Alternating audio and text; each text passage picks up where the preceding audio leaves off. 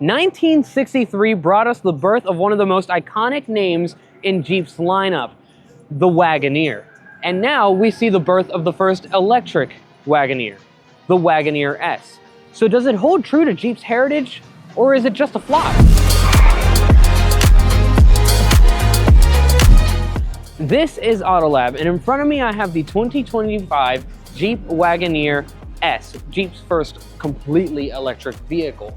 And starting at $62,500, it offers 300 miles of range, a battery that charges from 0 to 80% in 30 minutes, and 600 horsepower on tap.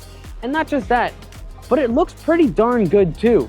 At least in my opinion it does. If you look up front here with me, you've got really narrow LED headlights there, and it continues into the grille here. And obviously it doesn't have a real grille because it's all electric.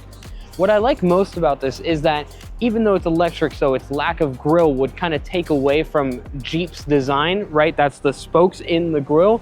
They kept it in the tune of these plastic pieces that come down into black plastic down here. So it still very much looks Jeep, and that's important because Jeep is a company with a lot of heritage, and that design reflects that quite heavily, which is why you see every single Jeep carries on that design, right? They're all around me right now.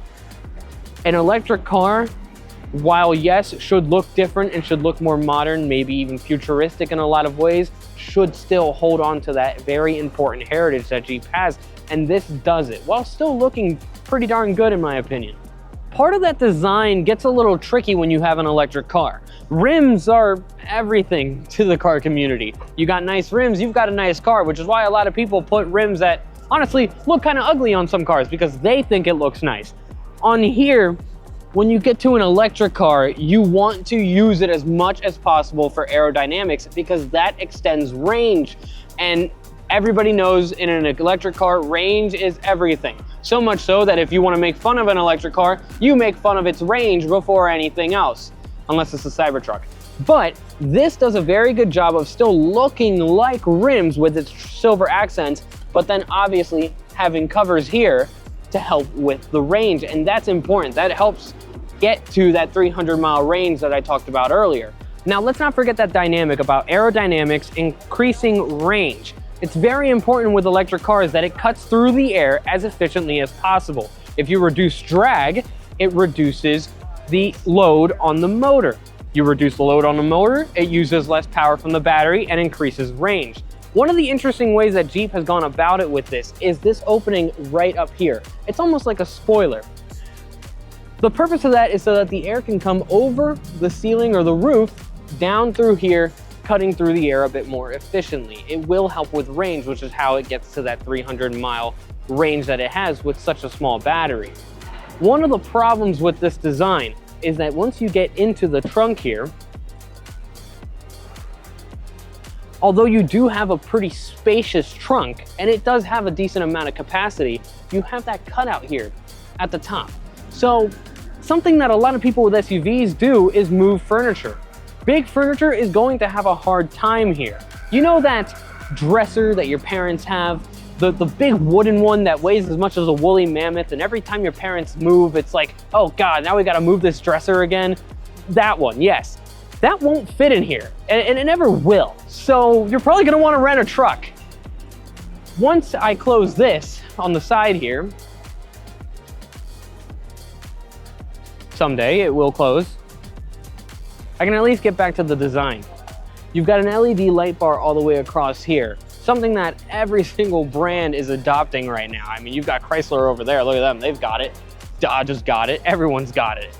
I like it, I do. It's just, once you start using it in every brand that you see, it starts to get a little old in my opinion. I really want to see someone shake it up. And I'm calling to all of you brands right now, shake it up a little bit. Give us something else, just at least once. That being said, the overall shape of this thing is very appealing. I mean, it's very un-Jeep Wrangler-like. You don't want it to be too boxy like the Grand Wagoneer is, even though that's a beautiful car. Sometimes you want something a little more curvy. Sometimes you want something a little more fun and playful, and this is that. Let's get back to that aerodynamics and range situation again. When it comes to door handles, you would be surprised how much they affect your range because they stick out, they protrude, they use more drag, and suddenly your range is depleting by 5 miles just because you have protruding door handles. One of the ways to get around this is a door handle just like this one, a cutout that doesn't cut through the air and makes it pretty easy to open the door.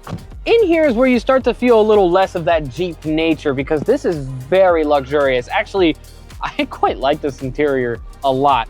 I'm gonna start over here. Right in front of me, driver cockpit, you've got a 2-spoke steering wheel and a sort of rectangular shape as well. And I do like it, the thickness of it, the shape of it, it's actually quite nice to hold.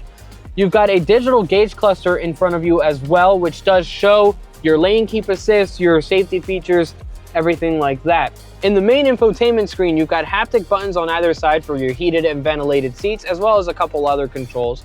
The screen itself is pretty responsive and nice to use. It shows you information for your brake regeneration, your range, Apple CarPlay and Android Auto, as well as your climate control.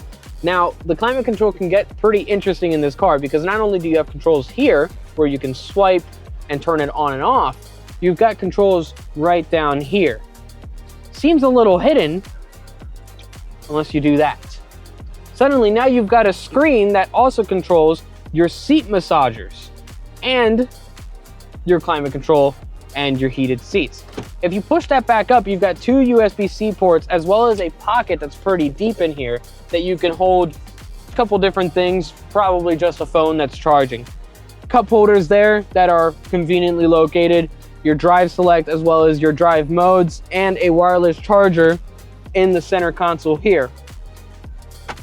Both the front driver and passenger seats have memory options, as well as massaging, heating, and ventilating, and perforated leather. A gripe I have with this car, and it's really nitpicky, but I'm not a fan of this, is the button that you use to open the door. I don't mind having a button itself to open the door, but when you're using it on the door handle, it's just a bit of a reach for your thumb. If it were an inch or two back further, your thumb would perfectly sit on the button, but where it is just, it's too far. It's like I'm reaching for something that is very unnatural for me to reach for. I don't like it.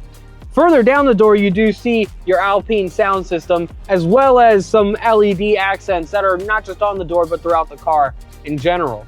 The back seats are pretty spacious. You've got vents here for your rear passengers, USB-C ports so that your iPad kids can charge their iPads. The same situation happens with the button on the door, but why would it be any different back here?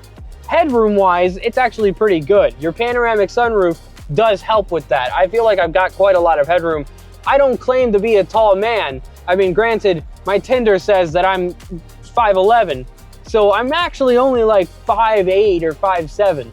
But I fit pretty nice, and I think a 6-foot person would too.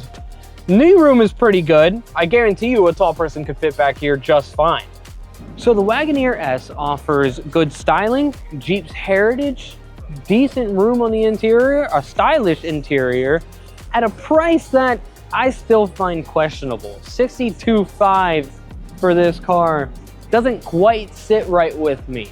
Don't get me wrong, electric cars in general are kind of higher than the average gasoline vehicle right now, and I'm hoping that that changes here soon. Maybe then the price that reflects it will be worth it. At the moment, I'm not quite sure. The car itself is beautiful though. I would buy it if I were a fan of Jeeps. Make sure to comment to let me know what you think about it. Subscribe if you want to see the rest of our content, and click this playlist right here to see the rest of the cars that we've covered at the Chicago Auto Show.